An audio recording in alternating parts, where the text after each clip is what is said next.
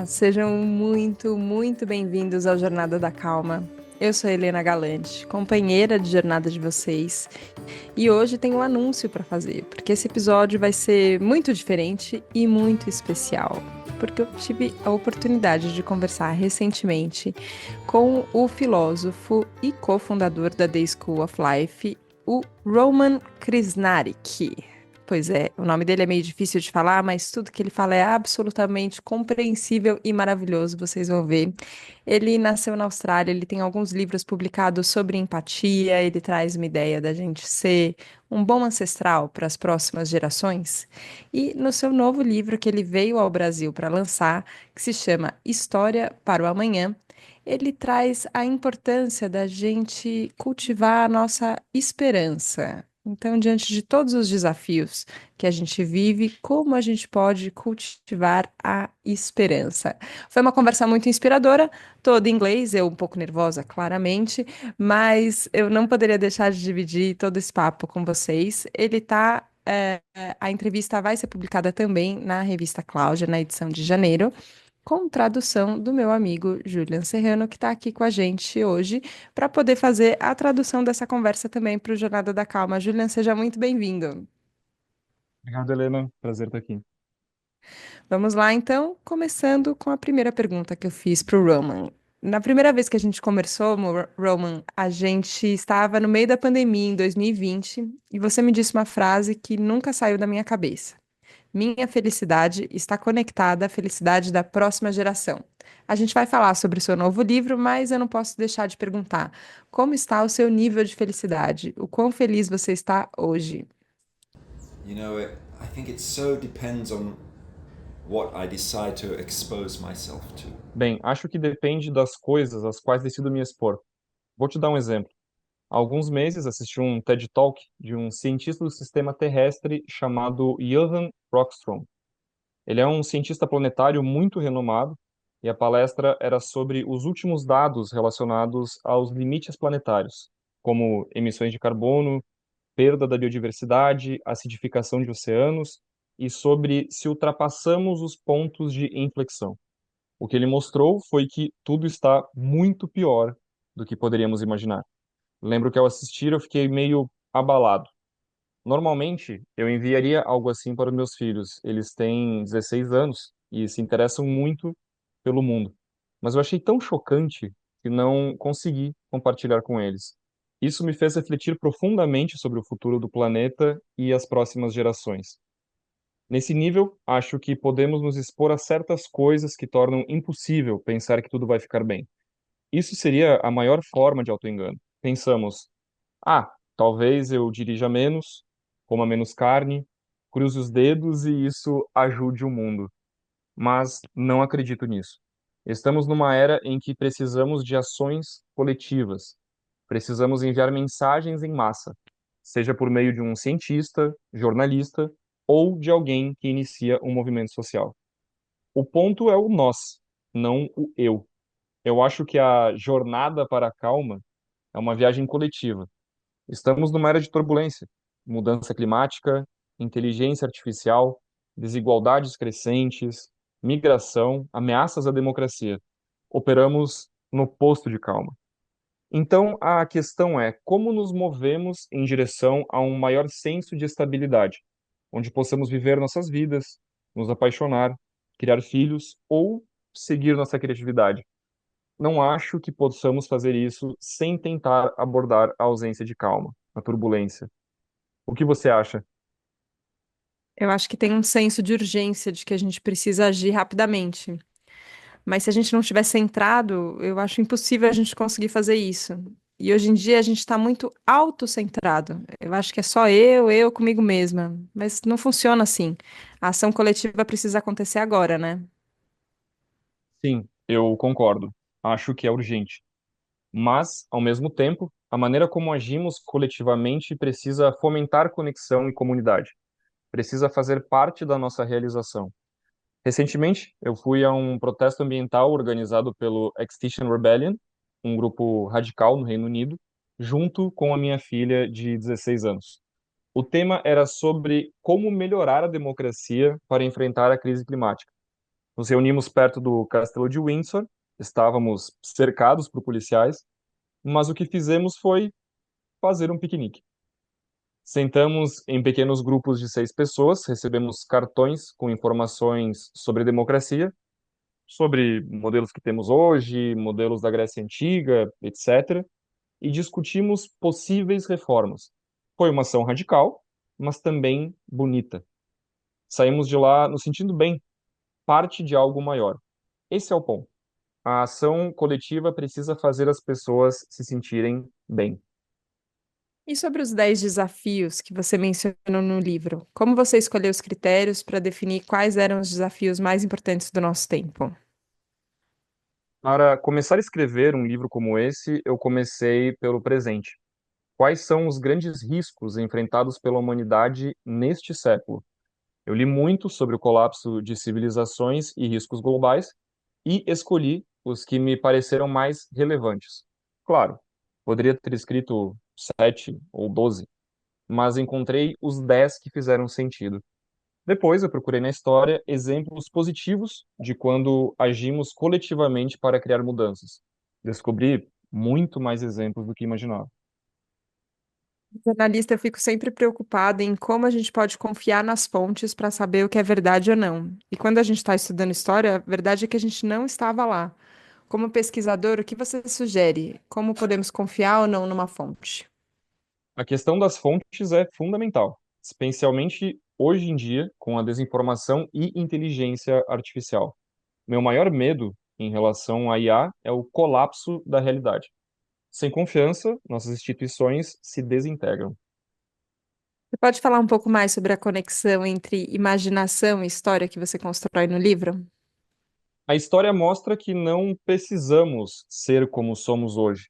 Exemplos como o Japão do período Edo, que tinha uma economia de desperdício zero, ou a democracia participativa em outras épocas, elas expandem a nossa imaginação sobre o que é possível. Isso se aplica tanto às sociedades quanto às nossas vidas pessoais. Encontrar caminhos diferentes é possível. Concordo, mas eu sinto que é difícil a gente mudar de opinião sobre nós mesmos. Eu percebo comigo que à medida que o tempo passa na minha vida, eu vou imaginando menos possibilidades. Mas convivendo no trabalho, por exemplo, com a geração Z, eu vejo que eles têm formas diferentes de pensar e eu me inspiro neles. Seus filhos são mais abertos a imaginar coisas diferentes? Como é isso para eles? Eles têm uma visão surpreendentemente esperançosa do mundo, na verdade. Mesmo estando expostos a muitas tragédias por causa do trabalho que os seus pais fazem, sabe? Tanto eu quanto a minha esposa Kate, que é economista ecológica, estamos trabalhando na área de mudanças e esperança, esse tipo de coisa. Muitas pessoas que vêm à nossa casa estão tentando criar mudanças positivas. E eu acho que os meus filhos, eles sentem isso. Por exemplo, no meu último livro, falei sobre a ideia de biomimética, a ideia é que devemos aprender com a natureza. Há uma escritora que mencionou no livro, que é chamado The Good Ancestor, a Janine Benyus, cuja área de estudo é como podemos aprender com a natureza para melhorar o mundo. Não só coisas como fazer cabos de aço parecidos com teias de aranha, mas pensar em como funciona uma floresta. Não há desperdício em uma floresta. Por que não criamos as nossas cidades assim? O que podemos aprender?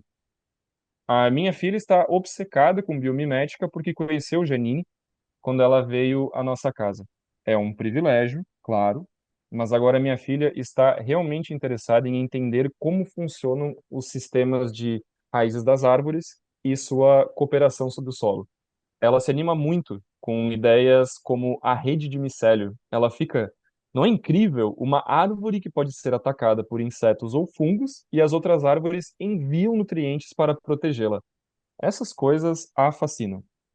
Já o meu filho é diferente. Eles são gêmeos, mas ele não se interessa tanto por questões ecológicas, como marchas de protesto pelo clima, por exemplo. Ele é mais introspectivo. No momento, ele está muito interessado em budismo. Ele está obcecado, na verdade. Alguns meses atrás, fomos para um retiro de meditação budista na França, chamado The Plum Village, que segue os ensinamentos de Thich Nhat Hanh, um monge vietnamita. Foi ideia deles irmos lá e o meu filho adorou. Eu acho que ele gostou não só de meditar, mas também do aspecto comunitário, cozinhar juntos, cortar vegetais, participar dos círculos de Dharma. Normalmente ele não fala muito sobre os seus sentimentos comigo, mas fazia isso nesses grupos. Eu acho que ele vê isso como uma forma de lidar com os problemas do mundo. A forma como comemos juntos no retiro, 400 pessoas comendo tudo vegano, tem um impacto ambiental muito baixo. E essas experiências o inspiram. Eu tenho aprendido muito com os meus filhos. Meu filho, por exemplo, me levou a refletir sobre ideias budistas de interser, não apenas entre eu e você, mas entre mim e gerações futuras, ou entre mim e as árvores. Como cultivamos isso?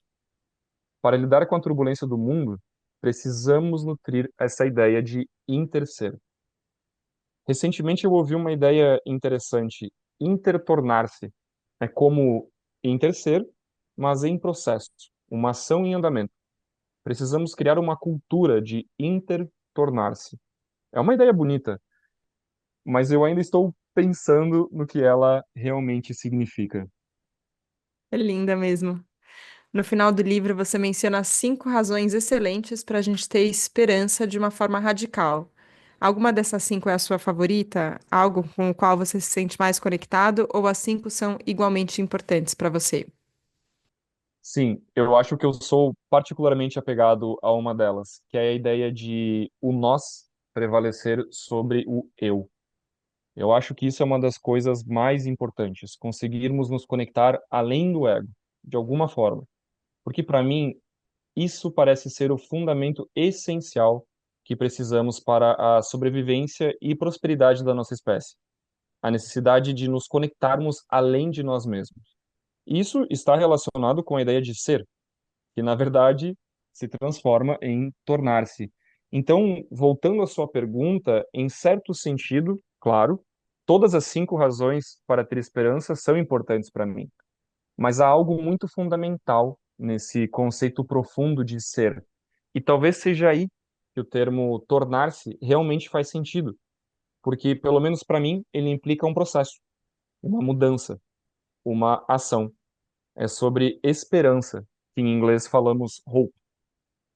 Então, é a esperança que nos guia, e não somos controlados por um Hopian, que é uma palavra que menciono no final do livro para descrever uma esperança sem ação. Eu juntei hope com ópio, Hopian. Eu não sei como traduziram isso, mas sim, eu acho que isso é fundamental. Quando a gente te escuta, é mais fácil sentir as coisas que você está explicando. Lendo o livro, a gente consegue se conectar intelectualmente com os conceitos, o que é ótimo, mas ouvindo você, eu acho que é mais importante. Foi por isso que você veio pessoalmente ao Brasil. A gente precisa se conectar fisicamente, estar presentes para entender completamente esses conceitos. Bom, as pessoas não precisam estar comigo, com certeza, mas eu acho que precisam estar umas com as outras. Sempre acreditei no poder da conversa, especialmente conversas com estranhos e em compartilhar, particularmente num mundo tão polarizado. Eu li uma pesquisa outro dia dizendo que o Brasil é um dos 5 países mais polarizados do mundo. E acho que é um projeto muito importante superar essas polarizações, que são, em parte, criadas pela cultura digital, mudanças políticas e outras coisas. E, claro, como você sabe pelo meu livro, eu acho que precisamos de pessoas nas ruas, lutando por questões climáticas e todas essas coisas. Também acho que precisamos de grandes movimentos em torno da IA, por exemplo. Mas também precisamos encontrar maneiras de superar essas divisões. Recentemente, conheci um projeto interessante na Alemanha chamado Alemanha Fala. É um projeto de conversa digital. Ele foi iniciado por um jornal chamado Die Zeit, um grande jornal por lá, e eles fazem o seguinte: qualquer pessoa pode preencher um formulário online com suas visões políticas, como uma pesquisa muito simples. Então, eles te conectam com alguém que tem opiniões opostas às suas, para ter uma conversa online. Assim, milhares de pessoas, às 3 da tarde de uma sexta-feira, entram em uma plataforma muito básica e têm uma conversa com alguém desconhecido. Uma conversa muito aberta. Pode ser sobre um tema como migração ou apenas um bate-papo geral. Um estudo recente de Harvard mostrou que 90% das pessoas conversam por mais de 1 hora e 30% delas falam por mais de 2 horas. Isso reduz a polarização em 78%. Mais de 100 mil pessoas já participaram e eu amo isso. Eu sempre fui meio cético em relação às possibilidades digitais para conversas. Então eu gosto de exemplos como esse, onde as pessoas estão fazendo isso em grande escala. É claro que as conversas presenciais são melhores, mas se conseguirmos encontrar uma maneira de fazer isso online também, precisamos das duas coisas: ouvir o que outras pessoas estão dizendo, pensando, sentindo, temendo e no que tem esperança. Escrever um livro é apenas uma forma de comunicar ideias. Ao longo dos anos, eu aprendi que um livro atinge apenas alguns tipos de pessoa. Então, você também precisa de pessoas criando cartoons, obras de arte, fazendo jornalismo, escrevendo peças, poesias e promovendo conversas. Tudo isso com um propósito. O propósito que eu tenho é entrar nesse espaço em forma de donut. É um modelo de economia da minha esposa, o Economia Donut. Ela escreve um livro sobre isso. Trata-se de trazer todos acima de uma fundação social básica, tirá-los do buraco no meio do formato de donut, em termos de acesso à água, saúde, educação, mas sem ultrapassar o teto ecológico, como o clima e a perda da biodiversidade. Precisamos entrar nesse espaço verde claro no meio. Então, o que quer que eu esteja fazendo, seja protestando nas ruas, escrevendo um livro, fazendo um jantar para meus filhos ou decidindo onde viajar nas férias, eu penso: como eu posso permanecer nesse espaço? Esse é o objetivo. Não basta falar, a gente precisa viver, certo? Eu, como indivíduo ou na minha família, ainda estou nessa jornada para viver dentro desse espaço em forma de donut. Não temos mais carro, sou vegetariano, mas não sou vegano. A minha esposa é vegana. Os nossos filhos são veganos por escolha própria. E é para onde nossas sociedades precisam ir.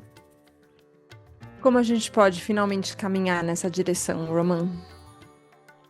No livro, eu falo sobre um historiador islâmico do século XIV, Ibn Khaldun. O seu conceito de asabia, uma palavra árabe que significa solidariedade coletiva ou sentimento de grupo. Ele acreditava que isso era vital para o surgimento das civilizações. E que se essa solidariedade coletiva fosse quebrada, por exemplo, por uma grande desigualdade de riqueza, uma civilização colapsaria. E eu concordo. Se vamos sobreviver a esses tempos, precisamos dessa solidariedade. Mas não apenas com os seres humanos, mas também com o mundo vivo. Precisamos sentir isso. E é assim, gente, com essa sensação de conexão, de solidariedade, de sentido de comunidade que o Roman propõe, que eu gostaria de encerrar o ano de 2024 no Jornada da Calma. Foi um ano muito bonito, um ano que coletivamente nós juntos aqui durante as 52 semanas do ano pudemos explorar muitos temas, muitas conversas, abrir espaço de conexão, como o Roman sugere, e eu acho que a gente pode fortalecer o nosso senso de esperança como ação, como o que podemos fazer juntos para entrar em 2025. Então, essa foi a nossa conversa, que tá lá na Cláudia impressa também. Queria agradecer demais, Julian, você pela tradução super precisa do Roman e também pela locução aqui no episódio do Jornada da Calma. Obrigada. Eu que agradeço, é sempre um prazer. E obrigada a você, companheiro de jornada. Você que faz eu sentir esse asabia, essa palavra árabe que significa solidariedade coletiva, o sentimento de grupo, que me faz sentir tão acompanhada. Obrigada pela confiança, obrigada pela abertura, obrigada por estar aqui na última semana do ano de 2024 ouvindo esse podcast, e a gente se vê na próxima segunda, no próximo Jornada da Calma. Um beijo, tchau, tchau!